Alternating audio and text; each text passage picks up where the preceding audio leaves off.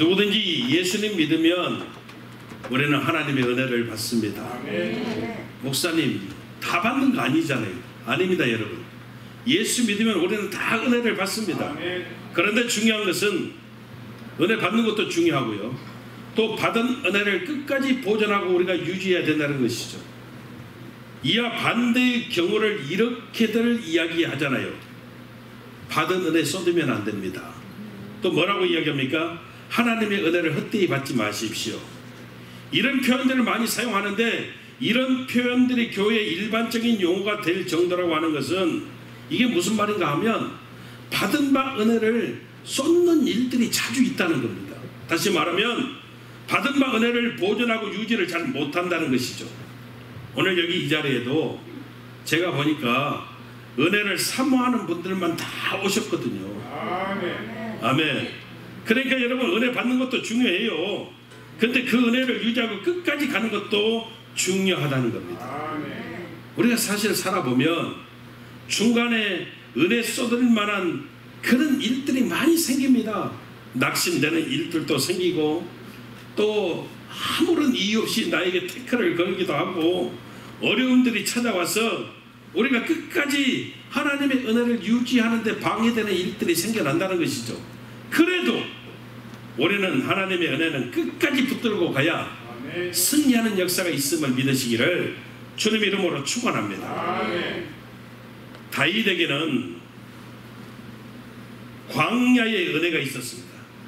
그래서 이 광야의 은혜, 광야의 영성을 다윗이 붙들고 갈 때는 승승장구했습니다. 광야의 은혜가 뭘까요? 사울의 칼날을 피해서 광야 여기저기 숨어 피해 다닐 때 다윗이 오직 바라볼 분은 우리 하나님밖에 없었습니다. 그래서 힘들고 어려울 때마다 하나님 앞에 무릎 꿇고 기도했습니다.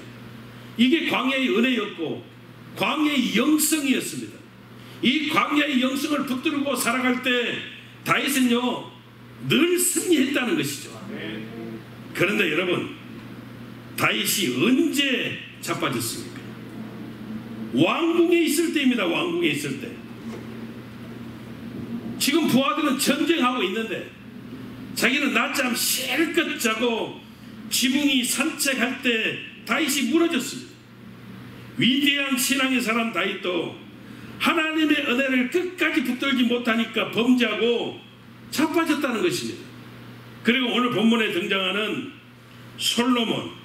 솔로몬에게 있어서 은혜는 기브온의 은혜입니다. 여러분, 오늘 성경 보니까 기브온은 하나님께 솔로몬이 1천 번제를 드린 은혜의 장소입니다.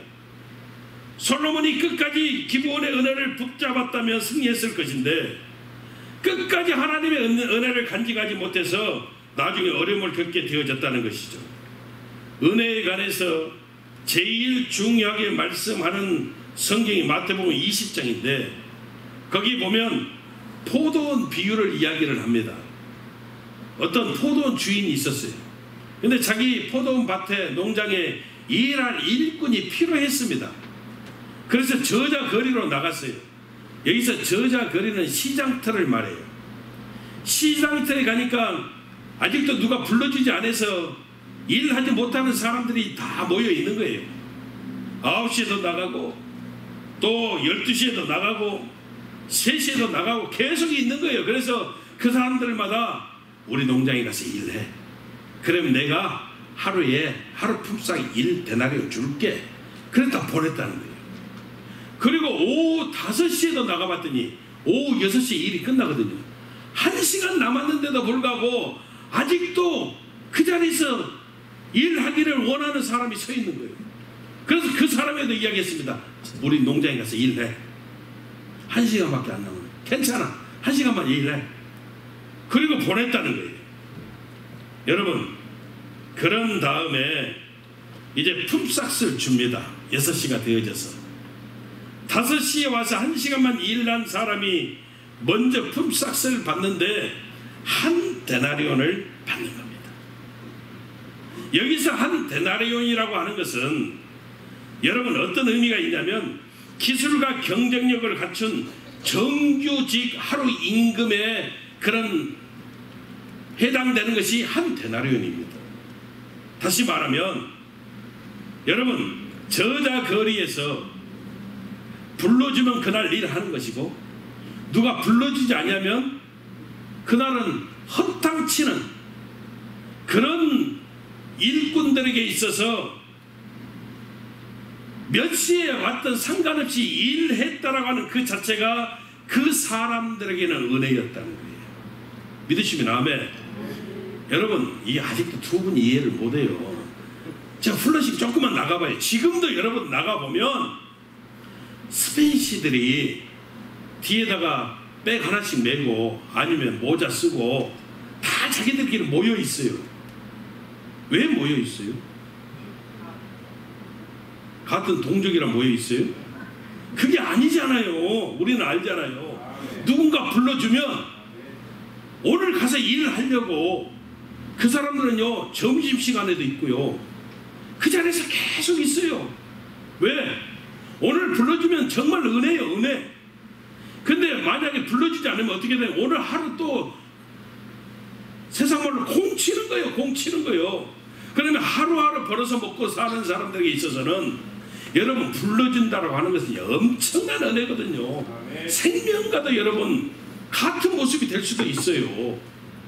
마찬가지로 여러분, 이 지금 포도원 밭에서 일하는 사람들에게 있어서 몇 시에 왔든 상관없이 그들에게는 이미 여러분 포도원 밭에서 일한다는 그 자체가 은혜라는 거예요. 근데 여러분, 오후 5시에 와서 1시간 일한 사람이 한 데나리온 받으니까 순식간에 그들의 마음 가운데 은혜의 마음이 사라져버리고 공로의 마음이 찾아왔다는 거예요. 여러분, 내가 얼마나 수고했는데 은혜의 마음이 사라져버리니까 오늘 내가 얼마나 수고했는데, 그렇지 내가 수고 많이 했어, 저 사람보다는 내가 진짜 훨씬 수고 많이 했고 더 일을 이기고 내가 얼마나 열심히 일을 했는데, 이게 딱 찾아와 버리는 거예요. 여러분, 그리고 나중에 어떻게 됩니까? 한 데나리온 줬거든요. 주인이 잘못했어요. 여러분, 주인이 약속했다니까요. 사실 그냥 반 데나리온 줘도 누가 할 말 없는 거예요. 늦게 온 사람들은 그렇잖아요. 근데 주인이 한 데나리온 줬어요. 주인 잘못한 거 하나도 없는데 그들이 원망하고 불평해요. 왜 이렇게 되냐 이 말이에요. 여러분, 하나님의 은혜를 끝까지 붙들지 않으면 이렇게 되어진다는 거예요. 기브온의 은혜가 다른 것이 아니에요. 기브온의 은혜는 여러분, 기도의 영성입니다. 영성. 교만한 사람은 죽었다 깨어난다고 해도 기도하지 못하는 거예요. 왜? 기도라고 하는 것은 나를 부인하고 하나님의 도움을 구하는 것이잖아요. 내가 박살이 나고 산산조각이 나고 깨어져서 하나님 앞에 무릎 꿇고 기도하는 거잖아요. 그러면 여러분, 기브온의 기도, 즉 기브온의 영성이 뭘까요? 첫째는 상처를 딛고 일어서는 거라는 겁니다. 여러분, 상처를 극복하는 길은 제일 빠른 길이 뭐냐면 기도하는 것입니다. 오늘 7절 보니까 7절 한번 같이 읽어보겠습니다. 시작.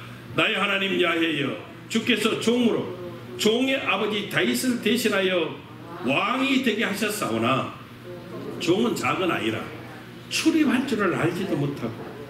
이게 무슨 말이냐면 솔로몬이 다윗 대신에 왕이 되어졌는데 하나님 앞에서 이렇게 기도하는 거예요. 하나님, 나는 작은 종입니다. 작은 아이입니다. 출입할 줄 아직도 모릅니다. 왜 이렇게 고백하는 모습이 되어졌을까요? 그의 마음 가운데 왕이 되었지만 물론 겸손한 데 있죠. 그러나 사실 솔로몬은 자라나는 가정 가운데 늘 떠나지 아니했던 것이 열등감이었고, 그리고 두려움에 사로잡혀 있었고 상처가 있었다는 겁니다. 여러분, 솔로몬의 엄마가 누구예요? 혹시 아세요? 엄마? 그러면 솔로몬의 아버지는 누구예요? 내가 너무 어려운 질문을 하는 거예요. 솔로몬의 아버지가 누구요? 나는 다 가르쳐주고 한다니까요. 아까 이야기했어요. 다윗의 뒤를 이어 솔로몬이 왕이 되었다. 다윗이 아버지예요. 어머니가 누구냐면 밧세바예요. 여러분 밧세바 아세요? 밧세바 하면 어떤 이미지가 떠올라요? 아유 소리가 나오죠. 그렇죠? 아유 소리가 나와. 밧세바 하면 여러분 어떤 이미지가 떠오르냐면 이스라엘 대표적인 부도덕한 여인의 상징이에요. 그러니까 밧세바는 여러분 다윗의 아내라는 그런 칭호도 없습니다. 솔로몬의 어머니라고는 칭호도 없습니다. 뭐라고 성경이 기록해요? 우리아의 아내. 전 남편의 이름을 왜 대냐 말이에요. 우리아의 아내 밧세바라고 성경이 소개하고 있다는 것이죠. 그래서 여러분 밧세바 하면 그냥 이미지가 정숙한 여인 이런 것은 절대 아니에요. 절대 아니에요. 저는 밧세바 하면은 누가 딱 이렇게 떠오르냐면은 그렇게 떠오르면 안 되는데 마돈나가 떠오르고 밧세바 하면 양귀비가 떠오르고 막 이런 모습이다 이 말이죠. 물론 여러분 하나님께서 밧세바를 용서하셨거든요. 그 범죄의 결과로 어떻게 했습니까? 첫째 아들을 가졌는데 첫째 아들은 죽었어요. 그리고 하나님이 용서하시고 하나님께서 위로하시기 위해서 솔로몬을 주셨거든요. 여러분 우리 하나님은 저와 여러분들에게도 동일하게 우리의 상처 아픔을 위로해 주시는 하나님이셔요. 근데 여러분 세상은 안 그러잖아요. 세상은 하나님은 용서해 주시는데 세상은 안 그래요. 세상은 잊지 않아요. 끝까지 기억하고 늘 좀 표현이 그렇지만 따라다녀요. 따라다녀. 저거 밧세바 아들이야. 솔로몬의 엄마가 밧세바야. 그래서 솔로몬에게는 알지 못하는 열등감, 상처, 두려움이 늘 같이 다녔다는 거예요. 더더군다나 솔로몬에게는 배다른 형들이 엄청나게 많았습니다. 형들도요 보통 거친 형들이 아니에요.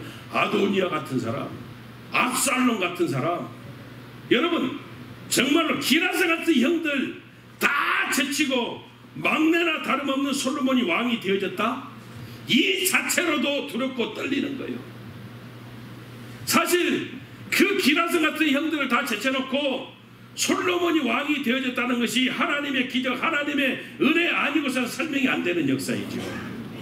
그러니까 솔로몬에게는 늘 이렇게 열등감, 아픔, 상처, 두려움이 항상 함께 했다는 거예요.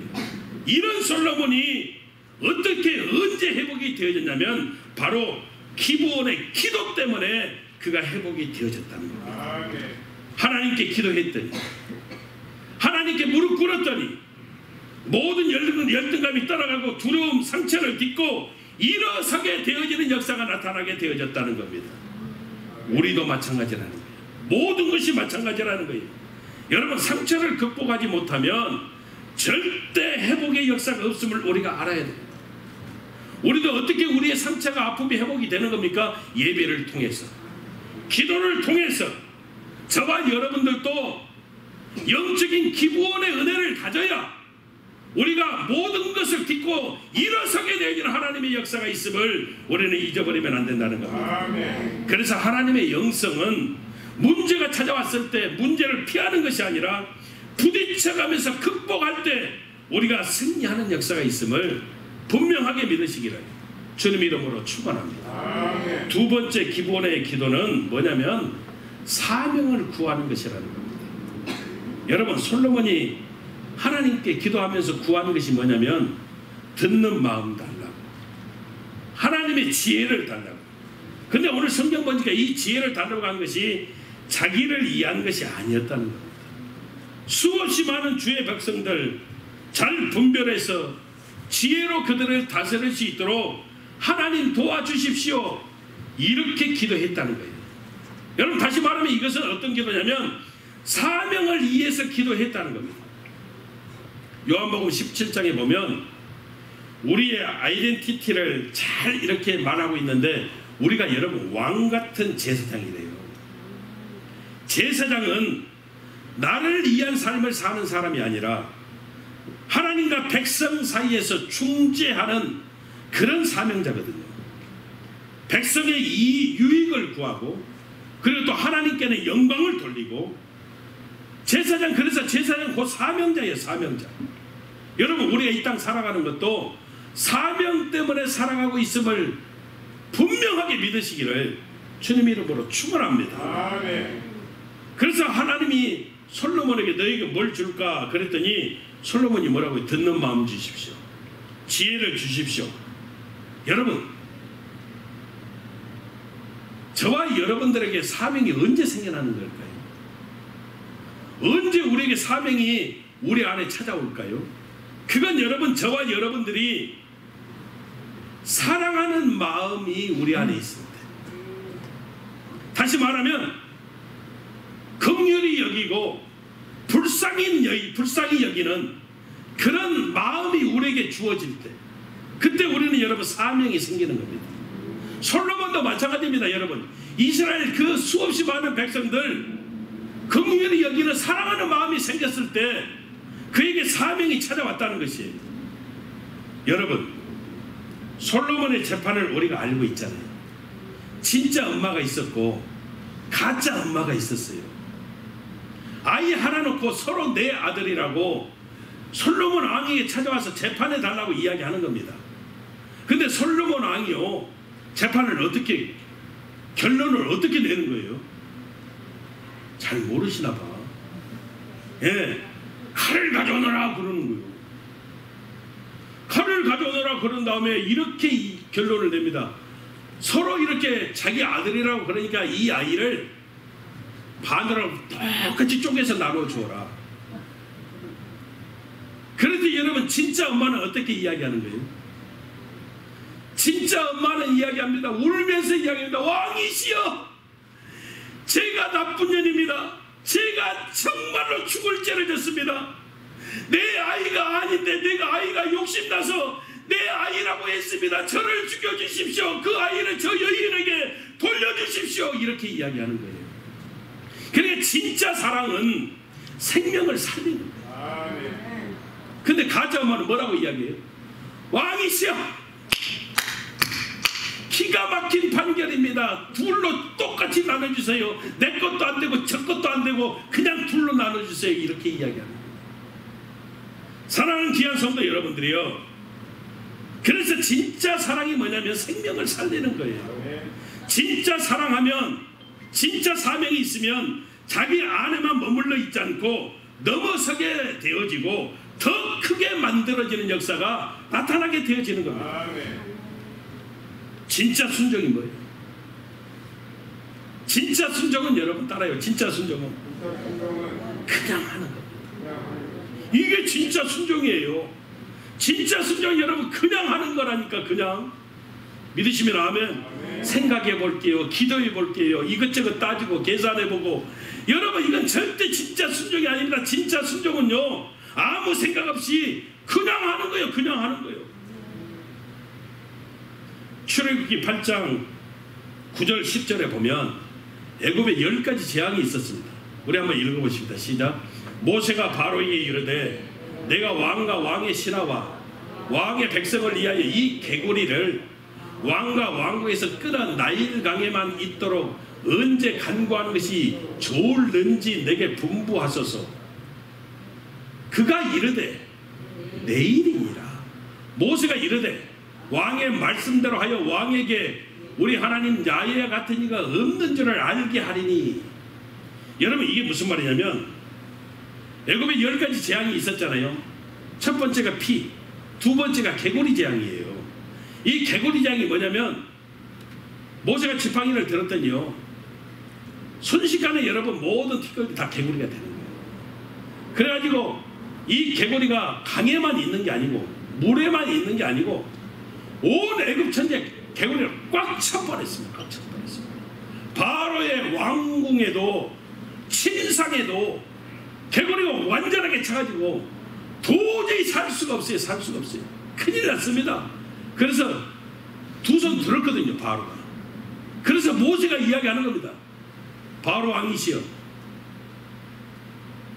내가 하나님께 기도할 것인데 이 개구리를 나일강에만 있는 개구리를 언제 만들어 드릴까요? 이렇게 이야기하니까 여러분 바로가 뭐라고 했다고요? 여러분 우리 같으면 어떻게 이야기해야 되는 거예요? 제발 지금 당장 치워, 지금 당장 치워, 이렇게 이야기해야 되잖아요. 근데 바로는 뭐라고 이야기했다고? 내일 해. 내일 하라는 거예요. 내일. 사랑하는 귀한 성도 여러분들이, 저와 여러분들이 깨달아야 되는 게 있습니다. 진짜 순종은요, 그냥 오늘 하는 거예요. 지금 하는 거예요. 지금. 스폴전 목사님이 이 말씀 가지고 이렇게 말씀을 했어요. 따라합시다. 마귀의 달력은 내일이고 하나님의 달력은 오늘입니다. 아멘. 마귀는요, 저와 여러분들이 늘 그런다고 그러죠. 전도해, 전도. 선교해, 선교. 하나님 있는 하나님 자녀들이 어찌 전도를 안 해? 마귀가 그런다니까요. 근데 뒤에 한 소리예요. 근데 내일 해. 이게 마귀 역사예요. 여러분, 우리는요 맨날 미루지 말고, 여러분 온 천하가 지금 개구리 판인데 언제 내일까지 기다리냐 이 말이에요. 당장 지금 없애주십시오, 이렇게 이야기해야 되는 거 아니에요. 우리는 단순해야 그냥 순종하는 겁니다.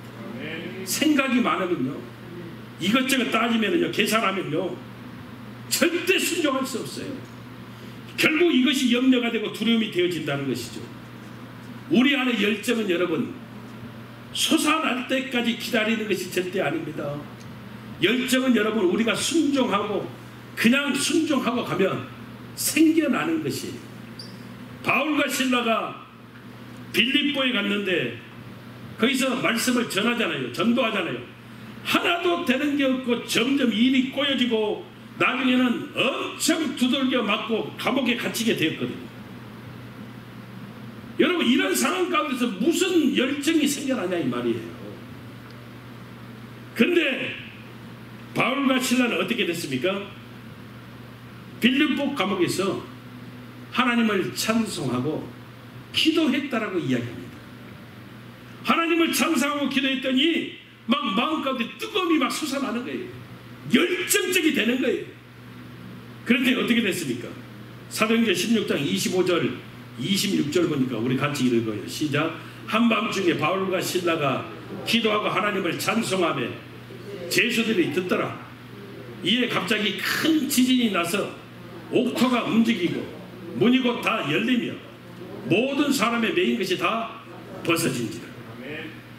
여러분, 빌립보 감옥에서 기도하고 하나님 찬송했더니 마음 가운데 뜨거움이 막 솟아나고 열정적인 어떤 그런 기도가 되어지고, 그랬더니 옥토가 막 움직이고 옥문이 열리고 매인 것이 창고가 다 풀어지는 놀라운 하나님의 역사가 일어나게 되어졌다는 겁니다. 그래서 여러분, 우리가 잊지 말아야 될 것, 열정이 생기면 일할게요, 이런 사람은요 죽을 때까지 일 못합니다. 그냥 순종하고 선택하고 나아가면 하나님의 일은 되어져 버리는 겁니다. 사명 감당이 뭘까요? 사명 감당이 여러분 너무 크게 생각할 필요가 없습니다. 우리가 하나님 꽉 붙들고 있으면 되는 겁니다. 하나님께 쫙 붙어 있으면 되는 겁니다. 그러면 하나님이 인도하시면요 그냥 인도함 따라서 가는 것이고요, 하나님 말씀하시면요 그냥 순종하고 우리가 가다 보면 여러분, 저와 여러분들에게 하나님의 놀라운 은혜와 축복이 넘쳐나게 되는 것입니다. 행복이 뭐예요? 행복은 여러분 상처를 입고 일어서서 우리가 사명 붙들고 가면요 우리 안에 기쁨과 평안이 넘쳐나고요, 내가 구하지 아니했을지라도 하나님이 우리의 형편과 사정을 따라서 모든 것을 책임져 주심으로 진짜 이것이 행복이구나 우리가 깨닫게 되어지는 역사가 나타난다는 거예요. 그래서 여러분, 축복은요 다른 것이 아닙니다. 순종은 다른 것이 아닙니다. 저와 여러분들이 작은 일일지라도 여러분 믿고 우리가 나아가는 것, 이것이 믿음이고 이것이 순종이고 이것이 여러분 축복이 되는 거예요. 우리의 삶의 환경의 문을 열어주시는 하나님의 역사가 있어서 내가 구하지 아니했는데도 불구하고, 내가 열심으로 하나님께 간구하지 않았는데도 불구하고 내 필요를 따라서 하나님이 이 모양 저 모양으로 책임져 주시고 채워주시고 나중에 보니까 모든 것이 다 내 기도 응답이 되어져 있고 내 삶이 윤택해진 뿐만 아니라 내 내면의 삶 속에도 늘 하나님의 영성으로 가득 채우고 하나님께 영광이 되어지는 귀한 삶 살아가는 모습, 이것이 진짜 행복이 되어집니다. 그래서 여러분, 우리는 다른 거 필요 없는 겁니다. 우리가 상처를 딛고 일어서서 사명 붙들고 가면, 그리고 저와 여러분들의 영적인 기본이 다 있어지면, 솔로몬이 여러분 1천 번제를 드린 그 기본의 귀한 은혜가 되어졌듯이 우리 뉴욕 순복음 연합교회가 저와 여러분들에게 영적인 기본이 되어지고 내 가정과 내 사업장에 내가 기도하는 그 자리가 기본의 영성이 되어지면, 은혜가 되어지면, 우리는 어떠한 일이 있어도 끝까지 믿음 붙들고 나아가면 우리 삶 속에 하나님이 허락하시는 놀라운 은혜와 축복이 넘쳐나게 되는 것 분명하게 믿으시기 바랍니다. 주님 이름으로 축원합니다. 기도하겠습니다.